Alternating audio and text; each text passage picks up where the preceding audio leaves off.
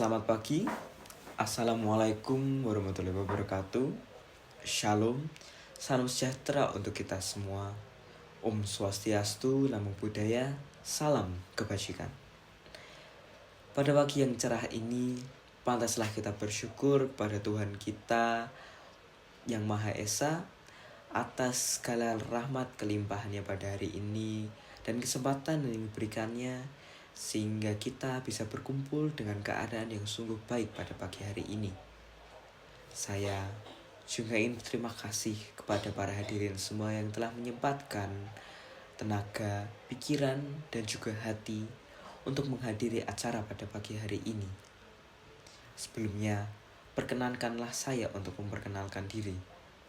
Saya Jonathan Manuel Sutrisno, dan pada hari ini saya akan membawakan suatu pidato dengan topik yang mungkin para hadirin semua sudah tidak asing lagi, yaitu lingkungan. Pada hari ini saya ingin menitik beratkan kepada strategi food waste atau strategi meminimalisir sampah makanan. Seperti yang para hadirin sudah tahu, Indonesia adalah salah satu negara agraris dengan banyaknya variasi-variasi olahan pangan serta bahan panganan yang menempatkannya di salah satu negara dengan penghasil olahan pangan terbesar di dunia.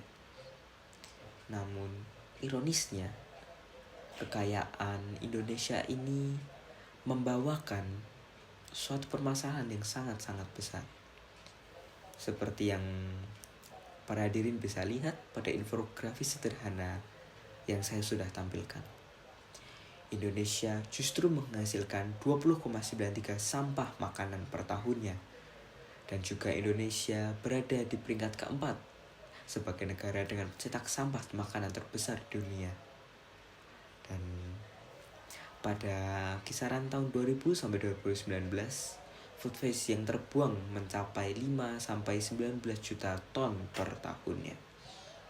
Dan data ini bukan saya ambil dengan acak, namun saya ambil dari United Nations Environment Program atau UNEP pada tahun 2021. Hal ini menimbulkan pertanyaan, mengapa suatu negara yang kaya justru menimbulkan dan menghasilkan sampah yang begitu besar. Padahal program-program negaranya sungguh baik. Salah satunya adalah MBG atau makan bergizi gratis.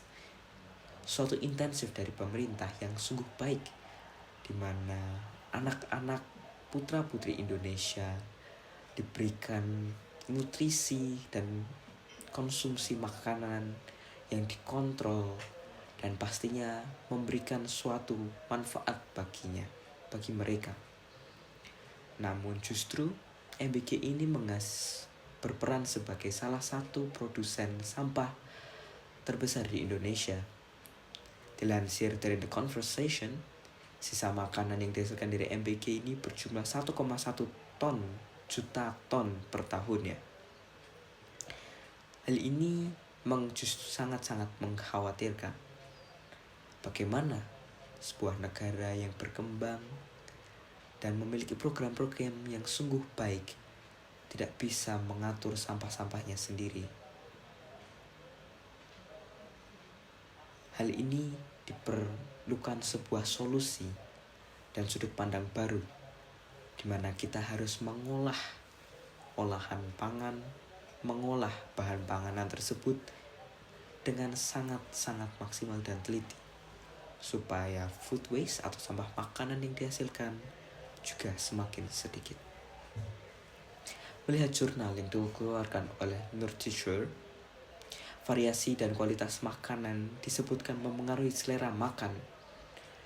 Menurut The Nurture, sebuah penelitian dilakukan pada santri-santri perempuan di suatu sekolah pesantren di Indonesia. Dengan adanya variasi makanan dan juga teknik pengolahan yang benar, santri-santri tersebut memberikan hasil yang cukup memuaskan dari segi konsumsi makanan dan sedikitnya sampah yang mereka hasilkan.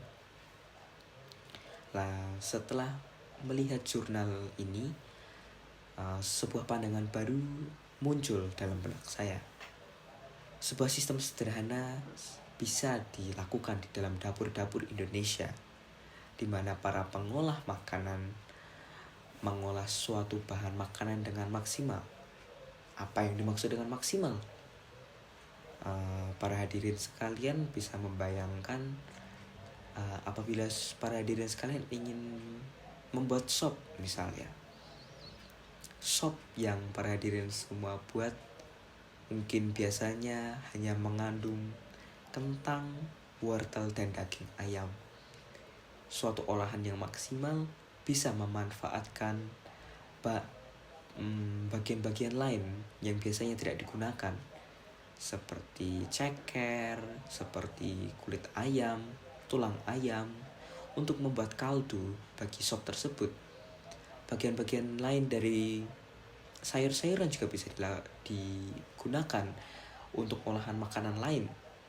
Misalnya kulit kentang, kulit wortel, dan kulit bawang bisa Anda gunakan untuk mengolah makanan selanjutnya dengan cara merebusnya dan menggunakannya sebagai kaldu sayur. Banyak sekali inovasi yang bisa Anda lakukan, banyak sekali pilihan cara untuk memasak olahan pangan tersebut. Nah, melihat hal ini, sebuah edukasi harus dilakukan kepada pengolah-pengolah makanan tersebut. Edukasi yang baik dan pelatihan-pelatihan memasak yang baik bisa meningkatkan pengetahuan para pengolah-pengolah makanan di Indonesia, terutama pengolah-pengolah makanan yang bertanggung jawab atas perut-perut orang banyak. Jika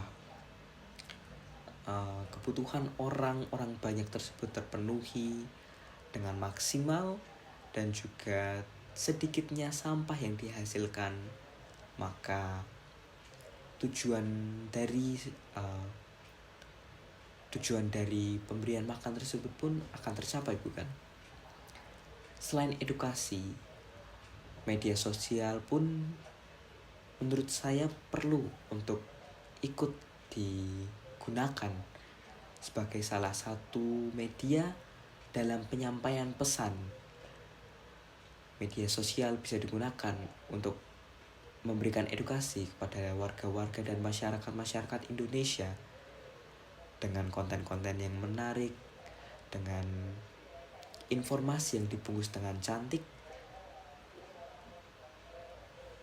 Sistem ini bisa diterapkan dan bisa dilakukan di banyak dapur-dapur Indonesia.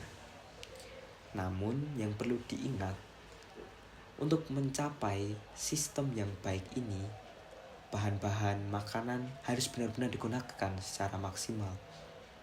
Seperti yang saya sudah sebutkan di awal, bahan-bahan atau bagian-bagian lain dari bahan-bahan makanan kita yang kita pandang sebelah mata harus kita gunakan dan kita olah secara kreatif. Jika tidak, maka tujuan dari sistem ini pun belum bisa tercapai. Sebenarnya, saya percaya bahwa Indonesia dikaruniai dengan SDM-SDM yang sungguh kreatif. Dibuktikan dengan banyaknya UMKM yang mampu menghasilkan, yang mampu melahirkan banyaknya menu-menu makanan yang sungguh bervariasi. Dikaruniai oleh bahan-bahan makanan juga yang sungguh bervariasi.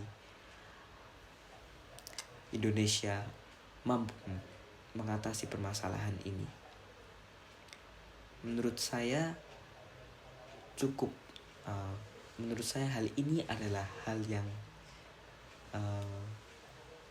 tidak begitu sulit untuk dilakukan bagi masyarakat kita. Kita perlu mengingat bahwa kita memberikan makan bagi orang lain dan diri kita sendiri. Kita harus menghargai bahwa makanan yang kita olah adalah sebuah karunia dan sebuah kesempatan kita untuk bisa bertahan hidup. Dan maka dari itu kita pun harus menyikapi makanan tersebut dengan benar-benar, dengan hati yang benar-benar tulus. Kita harus menganggap bahwa makanan tersebut adalah sebuah berkat dari Tuhan, di mana kita harus benar-benar mengolahnya dengan baik, dan juga kita harus mengonsumsinya dengan baik. Sepertinya hal itu yang bisa saya sampaikan pada pagi hari ini. Sebuah pesan yang ingin saya sampaikan, bahwa sungguh sayang jika Indonesia belum bisa memanfaatkan kekayaannya dengan baik. Dan semoga sistem yang saya sampaikan pada pagi hari ini bisa memberikan pandangan baru dan juga memberikan kesempatan baru bagi para hadirin sekalian untuk mencoba menyelamatkan lingkungan kita, menyelamatkan negara kita dari ancaman sampah yang beredar. Sekian pidato yang bisa saya sampaikan. Apabila terdapat kesalahan kata atau kesalahan bahasa dan ataupun tutur bahasa saya yang mungkin menyinggung para hadirin sekalian pada pagi hari ini, saya mengucapkan mohon maaf. Terima kasih atas perhatian para hadirin sekalian. Kiranya pesan yang saya sampaikan dan pidato pada hari ini yang saya sampaikan bisa memberikan kesan yang baik bagi para hadirin sekalian. Terima kasih, selamat pagi.